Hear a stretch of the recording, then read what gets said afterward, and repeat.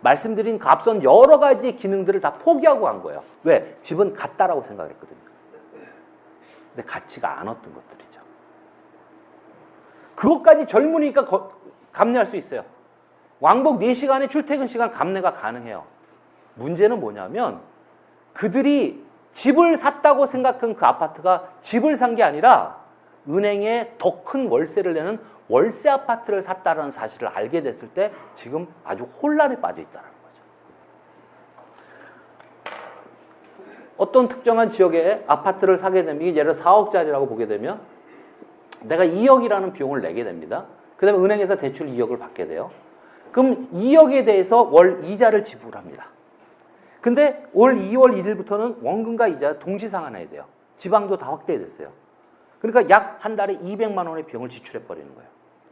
우리 부부 합쳐서 한 달에 500만 원 벌고 있어서 서울에서 월세 조그만 방에 보증금 한 2천에 월세 70, 80만 원짜리 내는 거 싫어가지고 갔는데 보증금 2억까지 걸고 월세 200까지 내버리는 꼴이 돼버린 거죠. 그나마 간당간당해요. 지금처럼 저금리 기조가 유지되면 집값이 그냥 평행은 이루겠죠. 한번 출렁이면요. IMF나 서프라임 이슈 같은 문제가 한 번 더 출렁이거나 국가 또 내적인 문제가 생기게 되면 부동산 가격은 아마 급전직하로 떨어질 겁니다. 가장 큰 이유는 인구가 빠르게 줄고 있기 때문에 그래요. 더 이상 주택을 사줄 사람이 없단 말입니다. 그러다 보니까 부동산 가격이 향후에 오를 거라고 추측하는 전문가들은 많지 않아요. 대부분들 심정적으로 그렇게 느끼실 거라는 거죠. 그런데 그들은 집을 산 거예요.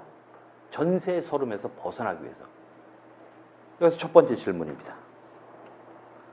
그럼 물어보죠.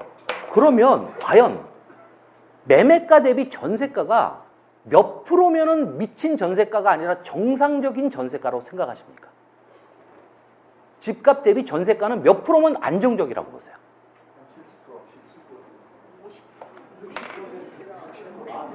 50, 60, 70,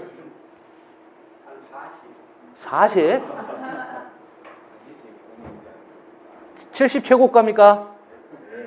좀 세게 불러줄 분 없어요? 80. 80 끝? 80 끝입니까? 더 없어요? 다 동의하시죠? 60이 낫다. 자, 그러면 몇 년 전으로 이제 시침을 쭉 돌려볼게요. 저희가 매년 세계 학술대회를 엽니다. 부동산 학술대회를. 건국대학교는 여러분들 아시다시피 저희가 학부 석박사과정 1200명이 공부하는 전 세계에서 가장 큰 부동산 스쿨을 가지고 있어요. 건국대학교의 명성은 전 세계에서 다 알아요. 그러니까 다른 분야도 잘하지만 특히나 부동산 분야에서는 아예 타의 추종을 불허합니다. 이쪽에. 근데 저희가 이제 학술대회에 참여를 하게 되면 매번 받는 질문이 있어요. 그 질문의 핵심은 이거예요. 한국은 참 이상한 나라다. 어떻게 전세가가 매매가보다 낮을 수 있는지 도저히 이해할 수 없다는 거예요. 충격적이잖아요? 굉장히 충격적이에요. 처음에 저희들은 했죠. 이 양반들이 전세 제도를 모르는 거, 전세를 설명을 시작했어요. 그러니까 빙긋이 웃어요. 웃으면서 다음에 너네가 알게 될 거다라는 거죠. 근데 우리의 논문 어디를 뒤져도 전세가가 매매가보다 높아야 된다는 논문은 없었어요. 왜? 물리적으로 불가능하니까. 그런데 지금에 와서 딱 돌아보니까 그 말이 정확하게 맞아버린 거예요. 왜 만나볼까요? 4억짜리 아파트를 만약에 누군가 샀다면 사면서 혜택적인 측면은 다 포기니까 내비두고 세금적인 측면이랑 비용적 측면만 놓게 되면 4억의 아파트를 사서 내가 그걸 대출을 받았던 내 돈을 샀던 관계없어요. 하여튼 4억이라는 비용을 선집을 했어요. 그 다음에 세금을 냅니다. 그리고 그걸 운용하려고 보니까 내가 그냥 산다면 그냥 나 죽이 되든 밥이 되든 여기 살을 깨면 문제가 안 되지만 그것을 내가 무엇인가 어떤 경우에 세를 넣을 수 있잖아요. 근데 우리가 아는 방식은 전통적인 전세 방식이에요. 그런데 금리가 지금 내가 그 목돈을 4억을 다 받아서 은행에 넣어봤자 거의 제로금입니다. 이익이 없어요. 그렇다고 부동산 가격이 상승하는 지렛대 원리에 의해서 내가 그 부동산 금융을 활용하듯이 예전 전세 방식의 걸 끌고 온다 치더라도 난 이득이 전혀 없다라는 거죠. 누구도 선택하지 않아요. 그런데 이렇게 좀 환경이나 교통이 좋은 포스코 아파트 같은 경우 만약 그게 4억짜리라면 세금적 측면에서의 소유주가 부담하는 부분은 부담했다 치고 이 사람이 가지고 있는 그 뒤에 숨겨진 가치, 교통, 환경, 학군, 이웃들, 그 다음에 각종 근린생활시설들, 그 다음에 또 하나 아파트가 가진 특징 중에 하나는 뭐냐면은 명함 없는 사람에게 명함을 준다라는 거예요. 아무것도 아닌 사람도 나 포스코 아파트 살아, 스타치치 살아 그러면 그것이 명함이 되는 거예요. 과거엔 그때 대단한 명함이었죠. 그 타워팰리스에 사기꾼들이 그렇게 많이 산다라는 거 아니에요. 타워팰리스 산다라고 그러면 믿어주니까. 빚을 내서 거기서 월세 내고 사는 거죠. 근데 지금은 많이 약해지긴 했지만 여전히 그 문화는 남아있다라는 거죠. 여간에 이곳으로는 많은 혜택들이 동시에 존재했다라는 거죠. 자, 그런데 지금 시점에 2016년 지금 시점에 누군가 만약에 자, 아파트가 4억인데 전세로 내가 전세를 6억에 세를 놓을 거야. 6억에 세를 놓는데 2년 후에 내가 신탁이든 보증이든 아니면 국가 이행 방식이든 어떤 방식이든지 당신이 인정할 수 있는 방식으로 내가 2년 후에 돈을 돌려줄게. 전세로 들어올래? 4억에 살래. 누구나 다 6억 전세로 들어갑니다. 저부터도 들어가요.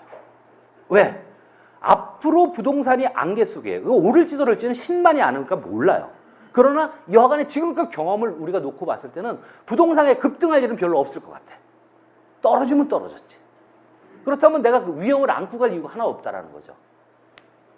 6억의 전세를 살든 4억에 매입을 해서 살든 내가 포스코 사는 건 아무런 다를 바가 없어요. 그러다 보니까 6억 전세라도 오케이 할 사람들이 충분히 있다라는 거죠. 그 반증으로 지금 한국의 곳곳에서 100%가 넘어가는 전셋집들이 막 튀어나오고 있어요. 요즘에 나오는 사기 중에 하나가 뭐냐면 빌라, 여러분들 집 주위에도 빌라 지금 엄청 짓죠. 지금 10만 채가 넘어갔어요.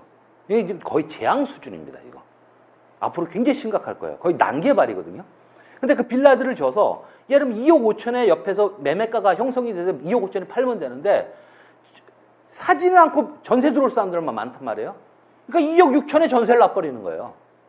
그리고 업계약 써가지고 한 3억으로 매매가를 올려버리는 거죠. 은행하고 손발 맞춰서. 왜? 누구나 알잖아요. 매매가보다는 전세가가 싸야 되니까. 이미 넘어버렸는데. 인위적으로 맞는 거죠. 그게 우리 잘못된 인식이라는 거죠. 그로 인해서 깡통주택들이 아마 많이 폭발할 겁니다. 조금만 더 출렁거리면 그런 집이 경매로 엄청 나오게 될 거예요. 그래서 그들이 얘기했던 전세가가 매매가보다 당연히 높아야 된다는 논리가 이론적으로 뒷받침되는 거죠. 근데 이게 이론적이지 실질적이진 않아요. 그럼 결국 이 넘는 부분들에 대한 이익 보존은 뭐가 할 것이냐? 바로 월세가 한다는 거죠. 그래서 보증부 월세, 깔세, 순수 월세, 그 다음에 뭐 단기 렌트 이런 것들이 막 급등하는 이유가 바로 거기 있다는 거죠. 자, 지방으로 내려갔던 젊은 부부의 경우 4억이라는 전체 금액을 주고 아파트를 샀는데 내 돈 2억으로 등기만 내 앞으로 돼 있지 만약에 내가 3개월간 이자나 원금을 상환하지 못하게 되면 그 집은 경매로 넘어가게 됩니다.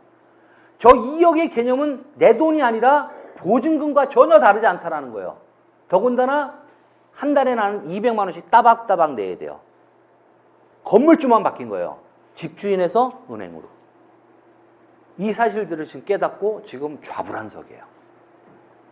그러고 나니까 동시다발로 튀어나오는 소리가 그래요.